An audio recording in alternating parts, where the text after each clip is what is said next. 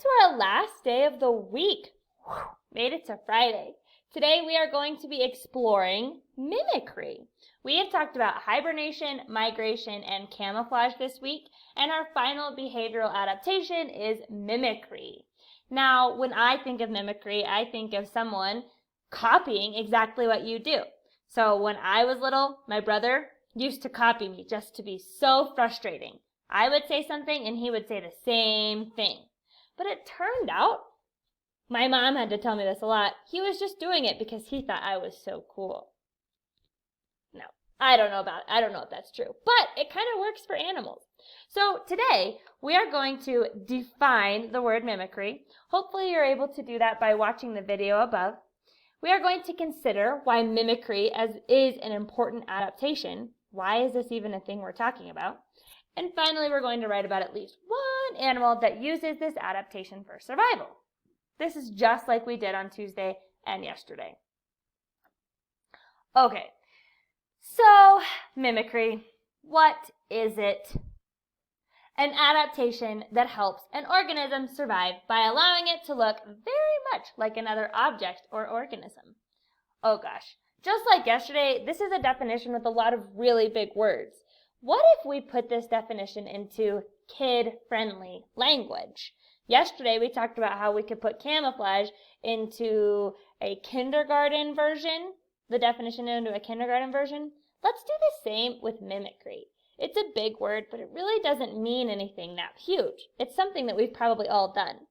An adaptation, okay, so something that keeps animals alive, or something that they've changed to do over time, that helps an organism, any living thing, survive, okay, stay alive, by allowing it to look very much like another object or organism. Okay, so basically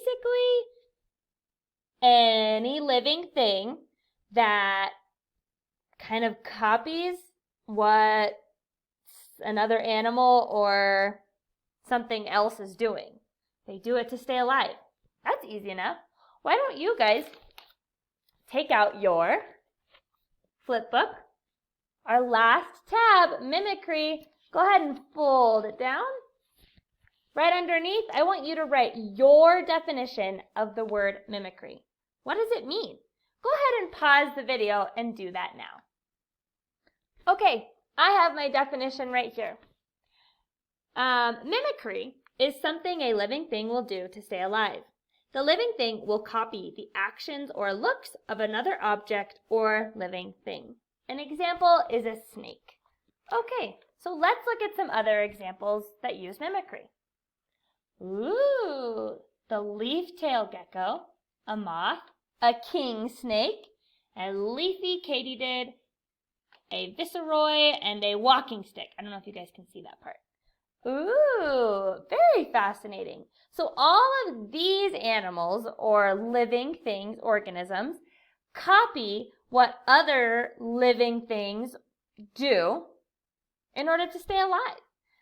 So just like yesterday and Tuesday, we are not able to do a turn and talk, but below here, you are going to say one animal that you are one organism, one living thing that you're surprised to see uses mimicry to stay alive. When you're done with that, you're going to hop over to Seesaw. You're going to take your picture. You're going to turn this all in. Bada bing. You're done, and happy Friday.